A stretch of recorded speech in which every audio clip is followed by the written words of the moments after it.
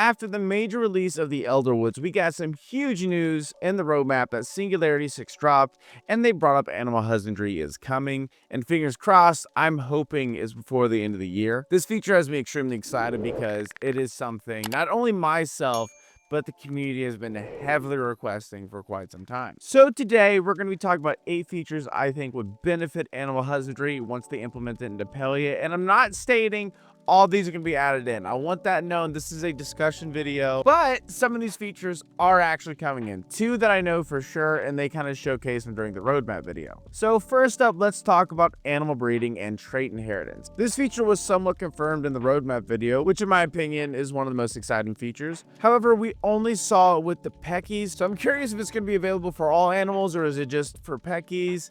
Because I would love if we can just make unique animals with specific traits, like every single one of them, not just the poultry. But if you don't really understand trait inheritance, I can quickly break it down. So imagine you get 2 ormus on your housing plot, one with a low maintenance trait requiring less food and care, and another with a very shiny, cool looking coat.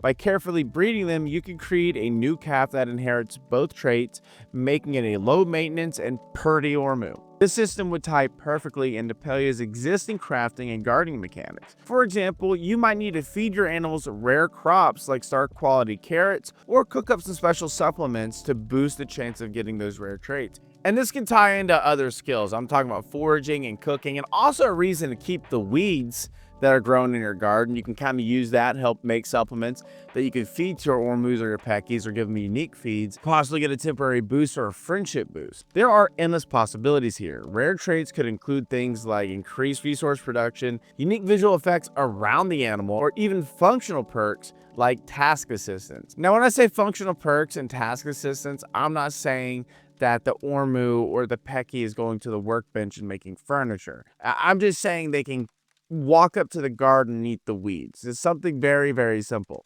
These traits can make your animals stand out, turning your housing plot into a showcase of your husbandry skills. Also, this would fit perfectly into Palia's lore, as every year there is an ormu show competition in Harvest Meadows, and Harvest Meadows is the competing town to Kilima. What I imagine here is somewhat similar to the housing tour board. Like, you don't actually go to Harvest Meadows, even though I would love it, but you take your ormu, your pecky, maybe another animal in the future, you submit it to the board, and other players can go check it out and rate your ormu. I think that'd be kind of cool. It's just very similar to the housing tour board, but it's just animal specific. But with unique traits could come rare resources, and that's the next thing we're going to talk about. Breeding a pecky with a golden coat could produce a golden egg, a super rare drop tied to its unique trait. This egg can either be sold or mixed in crafting and cooking. You could take this egg to the cooking station and whip up a shimmering omelet, which is kind of like a star quality omelet, and it gives you the ability where your focus doesn't go away for 2 to 3 hours, or some unique trait that is carried over from the egg. Or maybe you can craft a luxurious golden cake using a golden egg and golden milk to give to an NPC like Wrath, boosting your friendship level faster than ever. The key here is that these rare drops would depend on how you care for your animals. Maybe you need to unlock a specific trait through breeding, like we just talked about, or hit a certain care threshold by feeding them specific crops or keeping their enclosure spotless. And speaking of rare drops, rare poop. Like a rare fertilizer you can use on your crops that give you double or even triple of what the resource output is by animals with specific traits. You gather the droppings, you make it into fertilizer, and you can just spread it around a little bit. The next feature I want to talk about, and it's something that I've talked about quite a bit, is a bard skill, and it can be tied into animal husbandry, which would be amazing. Plus, it is straight out of Palia's lore. If you've been paying attention to Badru's stories, you know he plays his lute to calm his ormus. Imagine crafting your own lute or a flute at a workbench, maybe with materials like wood and platinum to make a unique lute. And then you can play music to your animals to boost the relationship level, and the relationship level will then tie into greater and greater resources. But the bard skill wouldn't just stop with animal husbandry. It can use to boost your player, like relics, but outside of the Elderwoods, and also other players that surround you. If I take out an instrument and within a certain proximity, if there's other players, they also get that boost. And you could probably find music sheets around Kilima where you can learn other songs to boost different things. So fishing, mining, cooking, even animal husbandry itself. Now, Palia is all about community, so it's no surprise the feature on this list is cooperative animal care. I do understand that this feature is also confirmed, but I do love the idea of it and how socially driven animal husbandry can be. Your friends can come over, feed your ormus, groom your peckies, or even play a quick tune with that bard skill we just talked about. In return, your animals will get a happiness boost, increasing resource production as well. This feature would make housing plots a social hub, encouraging you to visit your friends' farms and show off your customized enclosures or rare breeds. This is perfect for Palia's multiplayer focus because when they visit your plot, they can also potentially get resources. It can be shared loot since they helped get that loot. Next is animal-specific quests and storylines, our fifth feature.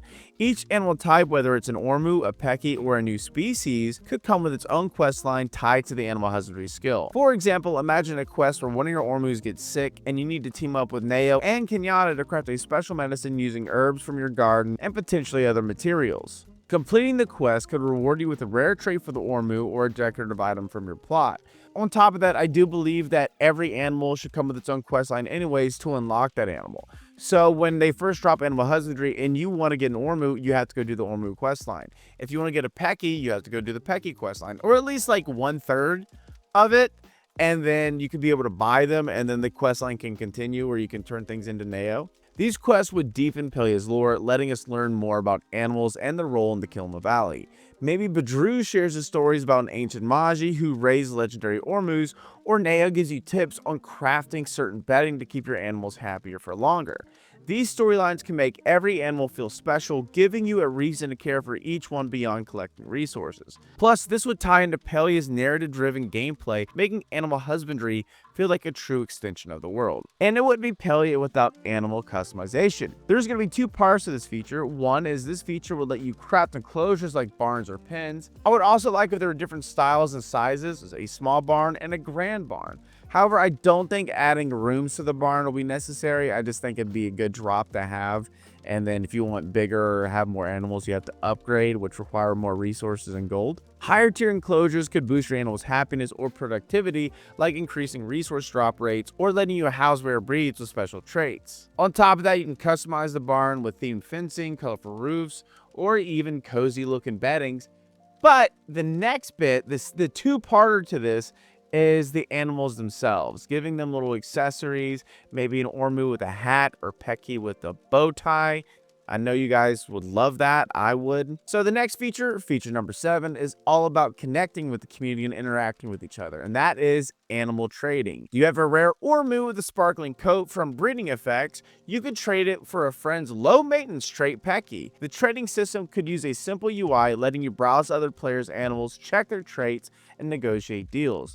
The reason why I added this one is because of Pokemon and Pokemon Go, where if you trade a Pokemon during Pokemon Go, it has a chance to unlock a rare trait. And that trait is unique to just trading. So let me give you a good example. Your friend's got a Peki. He's raised it well. It's got all the trait requirements. And if he trades it to you, it has an opportunity to unlock a very, very rare drop rate of a trait. That rhymed. But since you unlock that trait, now that when you breed that Peki with another Peki, it can carry on down that line. But the only hiccup there that I haven't really figured out is that will no longer make that trait special. So what they can do is make certain animals untradeable with certain traits because it's just too unique. But other than that, with trading, I think it would be such a fun thing to do. You know, there's cake parties, there's fishing parties. Now there's animal trading parties where everyone kind of comes together and does their own little animal showcase and try to negotiate deals. Finally, let's talk about a feature that is highly requested, which is potential mount-specific animals. Now, I did use the word potential there because I still don't think Palia is big enough for mounts. I think that they need to add in another adventure zone, but I think they can go ahead and start getting the mount ready animals into the game. Obviously, this would include Riff Rocks. A Riff Rock is Palia's version of a horse, or you could potentially tame a Proudhorn or somehow get a Proudhorn, or possibly even a giant Musion that's rideable. To add, these animals can have specific traits as well, like a Swift Hoof trait, which makes them significantly faster. Now, these animals would have unique care requirements, like feeding them certain crops or actually having to use the Bard skill to make them tameable. These animals can come with unique quest lines that tease future mount mechanics. Maybe you get a quest from Najuma to craft a prototype saddle, or you discover the ancient Maji text I was talking about earlier about riding Ormus across Kilima Valley. And I do want to piggyback off of the Swift Hoof trait added to the Ormu. So if you want to ride an Ormu, they need to have that specific trait. I think that would be really cool. Everyone's got riff rocks and you're just over there on a big boy. But I will state, though, the moment that they add in mounts, you know for a fact they're going to be adding a lot of premium stuff to it. So I can see them only bringing in a riff rock. And I want to explain that, because how we got with the courier pet. The courier pet was the Galder pup, correct?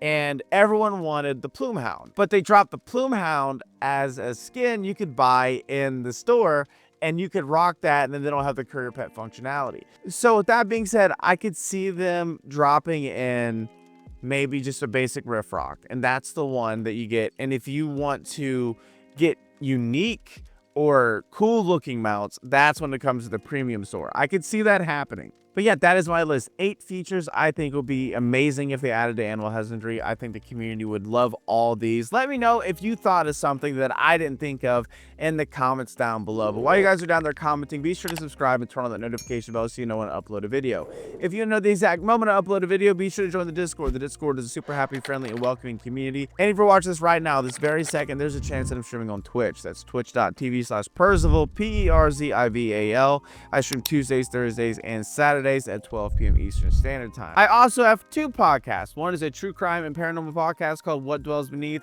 and the second one is Paleontology. What Dwells Beneath is my baby. I love true crime and paranormal, so I thought I'm going to make a paranormal podcast. It is doing excellent. You guys can check that out. And Paleontology is my lore podcast based after Paleolore and other information like updates. Even this video, I'm going to rip the audio, and I'm also going to throw that up as a podcast episode because, you know, why not? But yeah, you can find both those on Spotify and Apple Music. And last but not least, be sure to follow me on all my social media. I have everything: X, TikTok, Instagram, all that. Be sure to check that out as well. But yeah, that's the video, and I'll catch you guys in the next one. Bye!